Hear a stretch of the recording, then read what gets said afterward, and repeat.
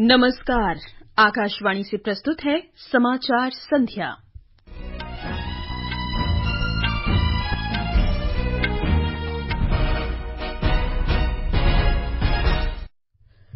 चंद्रयान-3 बुधवार को शाम लगभग 6:04 पर चंद्रमा के दक्षिणी ध्रुव पर सॉफ्ट लैंडिंग करने को तैयार। रूस के अंतरिक्ष यान लूना 25 के चंद्रमा पर दुर्घटनाग्रस्त होने से उसका चंद्र अभियान विफल हुआ। सरकार ने प्याज का अतिरिक्त भंडार 3 लाख मीट्रिक टन से बढ़ाकर 5 लाख मीट्रिक टन किया। एनसीसीएफ कल से 25 रुपये प्रति किलोग्राम के खुदरा मूल्य पर प्याज बेचेगा। केंद्र ने बाढ़ प्रभावित हिमाचल प्रदेश के लिए 200 करोड़ रुपए की अग्रिम राशि मंजूर की। कांग्रेस अध्यक्ष मल्लिकार्जुन खड़गे ने पार्टी की कार्य समिति का पुनर्गठन किया। स्पेन की महिला फुटबॉल टीम ने पहली बार फीफा महिला विश्व कप जीतकर इतिहास रचा। सिडनी में फाइनल में इंग्लैंड को 1-0 से हराया। और भारत की अनाहत सिंह ने चीन में एशियाई जूनियर स्क्वैश व्यक्तिगत चैंपियनशिप में स्वर्ण पदक जीता।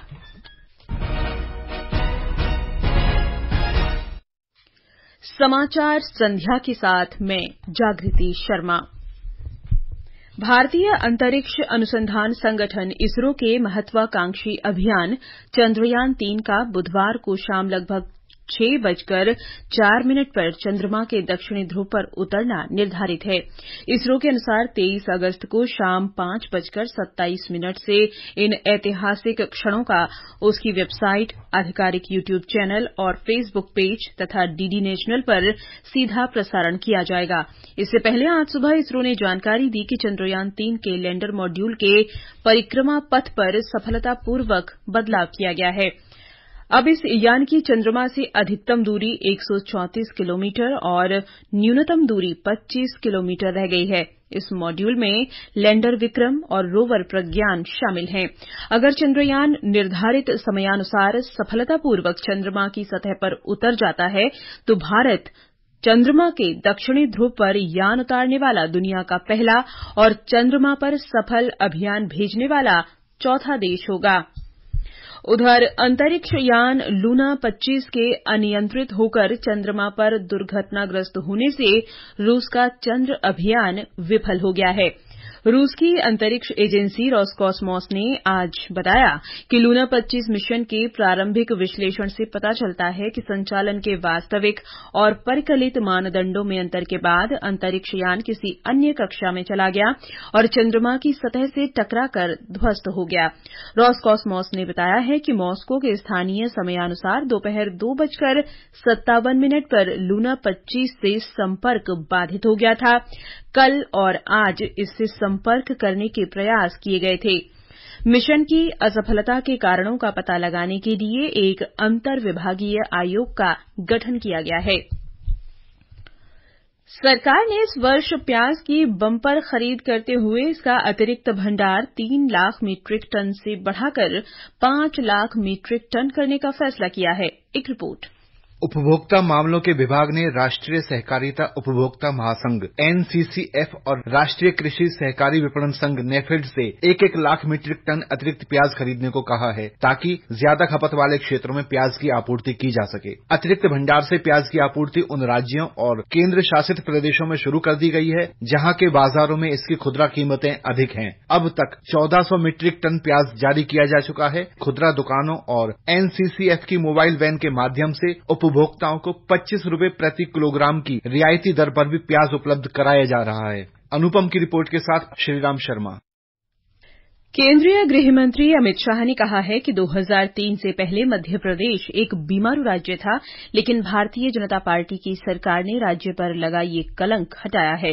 उन्होंने कहा कि 2003 से 2023 तक 20 वर्ष की अवधि राज्य के लिए स्वर्णिम काल साबित हुई। इस दौरान गरीबी से मुक्ति मिली और आत्मनिर्भर मध्य प्रदेश की नींव डाली गई। एक रिपोर्ट।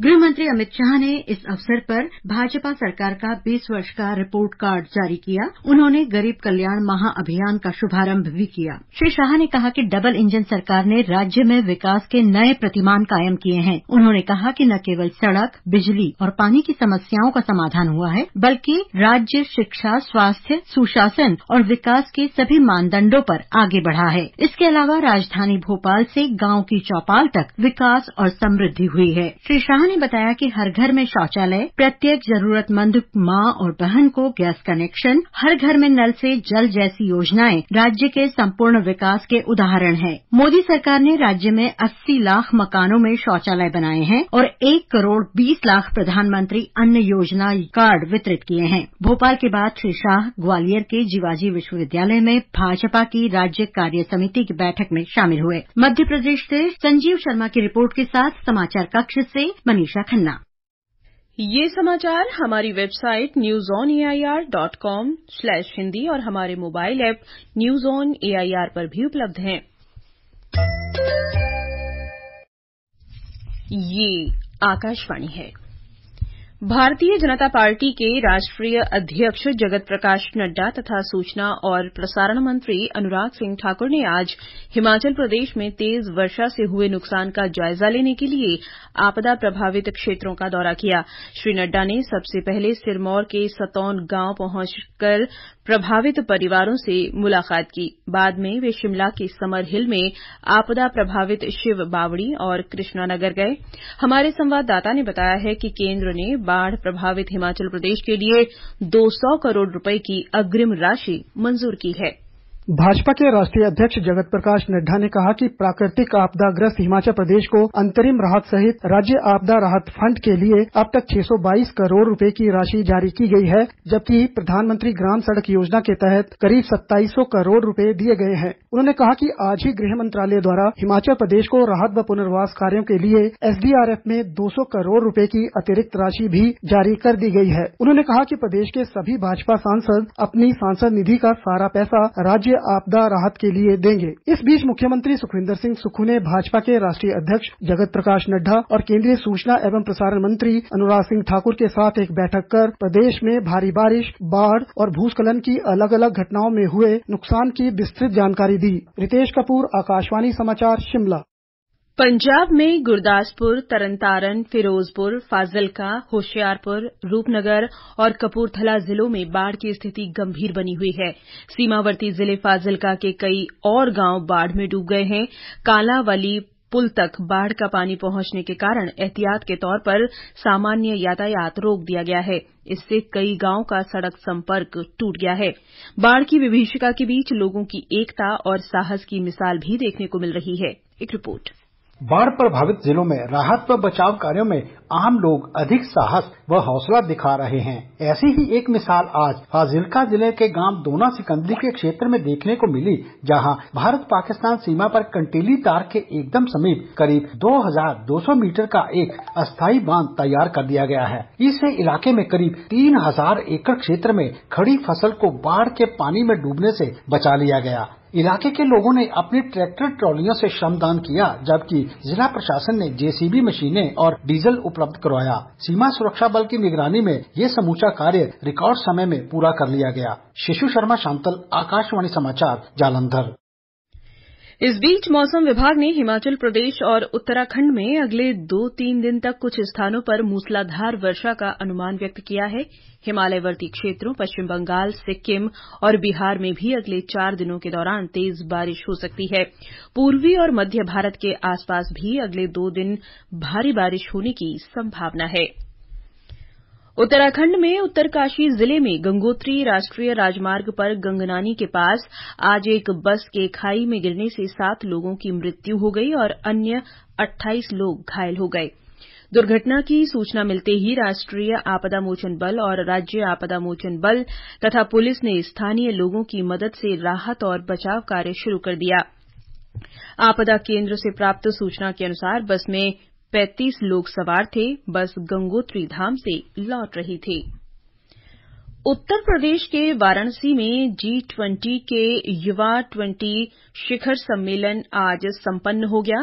17 से 20 अगस्त तक आयोजित इस सम्मेलन में युवा 20 घोषणा पत्र को सर्वसम्मति से स्वीकार किया गया। युवा कार्य और खेल मंत्रालय ने शिखर सम्मेलन का आयोजन किया था। आकाशवाणी से बातचीत में युवा 20 के अध्यक्ष अनमोल सोवित ने बताया कि 4 दिन की ये शिखर बैठक बहुत सफल रही। 4 दिनों का जो हमारा समिट चला है, ये अगर एक विजन आप इसे देखना चाहेंगे तो ये दर्शाता है कि विश्व की 2/3 जनसंख्या के युवा एक साथ आगे बढ़ने के लिए एक मकसद के लिए आगे बढ़ सकते हैं, यूथ इन गुड गवर्नेंस। इस पे लंबे सुझाव आए और सर्वसम्मति से हमने पारित किया क्या it is the need of time to have youth in governance. और विगत 4 दिनों में वाराणसी में ये जो कार्यक्रम हुआ है, इससे भारत के दिल के साथ हमने उनका दर्शन करा दिया, भारतीयता को शोकेस किया है। सारे लोग काफी हर्षित थे कि हाँ, भारत और भारतीयता को देख के हमें काफी अच्छा लगा। आकाशवाणी से बातचीत में युवा कार्य विभाग के निदेशक पंकज कुमार सिंह ने बताया कि प्रतिनिधियों के बीच 5 विषयों के बारे में व्यापक चर्चा हुई और मतभेदों तथा संबंधित मुद्दों के समाधान के बाद सर्वसम्मति बनी।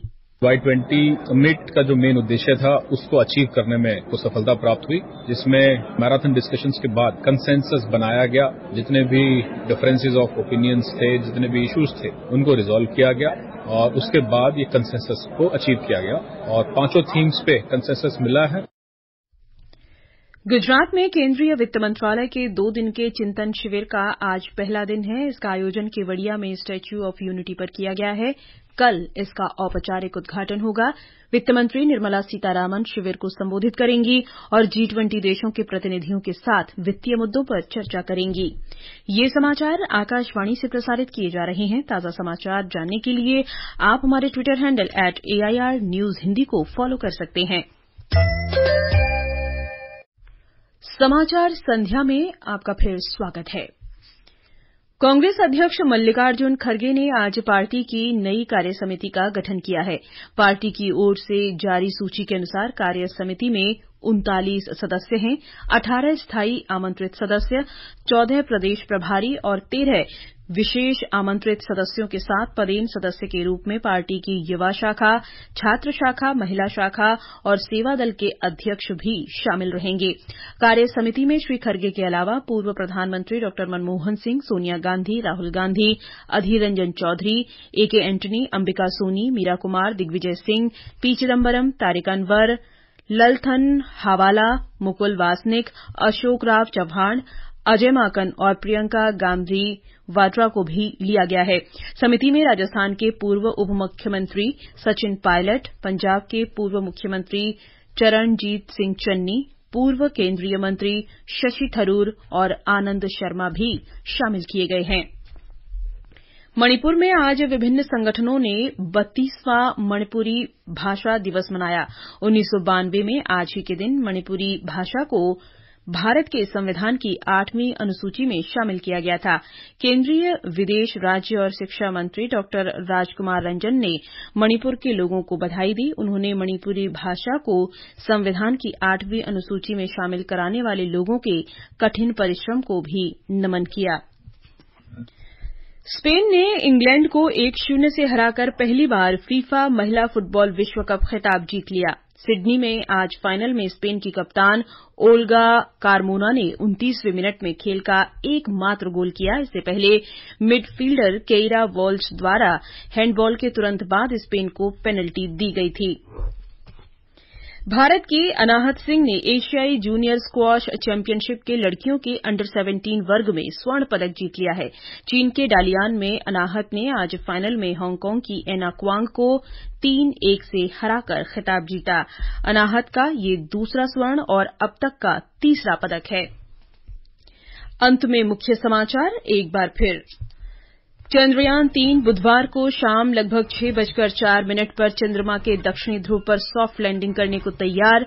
रूस के अंतरिक्ष यान लूना 25 के चंद्रमा पर दुर्घटनाग्रस्त होने से उसका चंद्र अभियान विफल हुआ। सरकार ने प्याज का अतिरिक्त भंडार 3 लाख मीट्रिक टन से बढ़ाकर 5 लाख मीट्रिक टन किया। एनसीसीएफ कल से 25 रुपए प्रति किलोग्राम के खुदरा मूल्य पर प्याज बेचेगा। केंद्र ने बाढ़ प्रभावित हिमाचल प्रदेश के लिए 200 करोड़ रुपए की अग्रिम राशि मंजूर की। कांग्रेस अध्यक्ष मल्लिकार्जुन खड़गे ने पार्टी की कार्य समिति का पुनर्गठन किया। स्पेन की महिला फुटबॉल टीम ने पहली बार फीफा महिला विश्व कप जीतकर इतिहास रचा।